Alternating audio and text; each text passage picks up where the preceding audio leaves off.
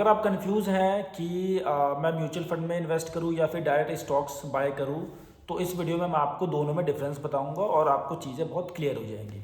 ठीक है। तो सबसे पहले आपको बताता हूँ म्यूचुअल फंड क्या होता है। तो देखो, अगर आप म्यूचुअल फंड में इन्वेस्ट करते हो ना, तो यहाँ पे आपको बहुत ज़्यादा रिसर्च करने की ज़रूरत नहीं पड़ती, आपको बहुत ज़्यादा दिमाग नहीं लगाना पड़ता अपना।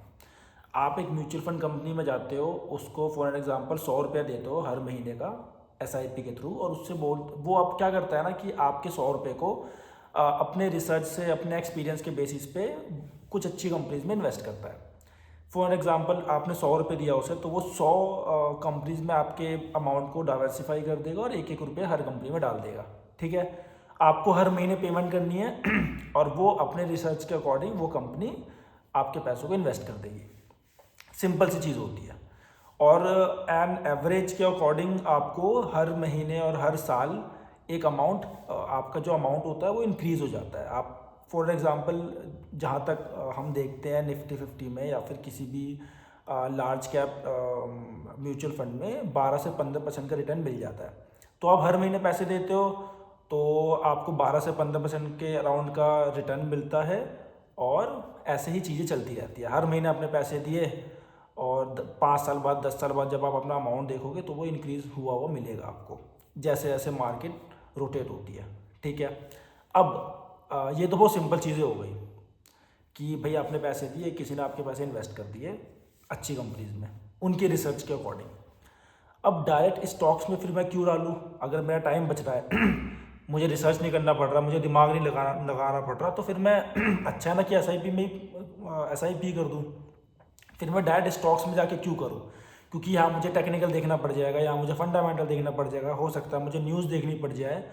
और अगर मैं एक ही कंपनी में अपने सारे पैसे लगा दूंगा तो हो सकता है अगर वो कंपनी डूब गई तो फिर आपका पैसा भी गया। अब एसआईपी में बेनिफिट ये होता है ना कि वो आपका एक पोर्टफोलियो बनाते हैं, वो डाइवर्सिफाई कर देते हैं उन पैसों को। तो मान लीजिए अगर उन्होंने एक एक रुपये 100 कंपनियों में डाला, जिसमें से 5 कंपनी डूब भी गई, डिजास्टर हो गई एकदम, तब भी 95 कंपनीज आपको इतने रिटर्न बना के दे देगी कि आपको उस 5 कंपनी के लॉस से फर्क भी नहीं पड़ेगा। ठीक है। अब डायरेक्ट स्टॉक में करने में बेनिफिट क्या क्या होते हैं ये मैं आपको समझाता हूँ। देखो, पहली बात तो ये कि अगर आप डायरेक्ट स्टॉक्स बाय करते हो ना तो यहाँ पे सबसे पहले आपको मिलता है डिविडेंड, जो कि आपको एसआईपी में नहीं मिलता। एसआईपी में म्यूचुअल फंड वालों को डिविडेंड मिलता होगा, लेकिन आपको नहीं मिलेगा, आपके अकाउंट में क्रेडिट नहीं होगा। तो अगर आप डायरेक्ट स्टॉक बाय करते हो तो कंपनी डिविडेंड भी देती है हर अच्छी कंपनी डिविडेंड देती है, मुझे लगता है निफ्टी 50 की सारी ही कंपनी ऑलमोस्ट डिविडेंड दे देती होगी। ठीक है। तो जब डिविडेंड, अब डिविडेंड होता क्या है ये भी मैं आपको बता देता हूँ। कोई भी कंपनी जब एक, फॉर एन एग्जांपल मैं ले लेता हूँ रिलायंस फॉर एन एग्जांपल के लिए, कि रिलायंस ने अगर क्वार्टर, अपने हर क्वार्टर में और 6 महीने 8 महीने में जब भी कोई अच्छा प्रॉफिट किया तो वो अपना प्रॉफिट का कुछ हिस्सा अपने शेयर होल्डर्स, अपने इन्वेस्टर्स के साथ शेयर करती है। तो वो डिविडेंड का अमाउंट आपके सीधा बैंक अकाउंट में क्रेडिट होता है। तो अब अगर आप डायरेक्ट स्टॉक्स को बाय कर लोगे तो वो डिविडेंड का अमाउंट आपके अकाउंट में भी क्रेडिट होगा ही होगा। ठीक है। सेकंड चीज़, कंपनी कभी कभी क्या करती है ना, बोनसेस भी देती है, अपने स्टॉक को स्प्लिट कर देती है।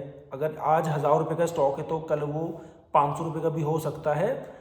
और ये डिपेंड करता है कंपनी कब करना चाहती है। ये ऐसा नहीं होता कि हर क्वार्टर में होता है या फिर हर साल होता है। ये जब कंपनी का मन होता है या जब कंपनी चाहती है कि हम अपने स्टॉक को स्प्लिट कर दें या बोनसेस दे दें अपने शेयर होल्डर को, तो वो करती है। तो ये बेनिफिट भी आपको एसआईपी में नहीं मिल पाएगा, ये आपको डायरेक्ट स्टॉक्स में मिल सकता है, डिविडेंड का, बोनसेस का और स्टॉक स्प्लिट का। ठीक है।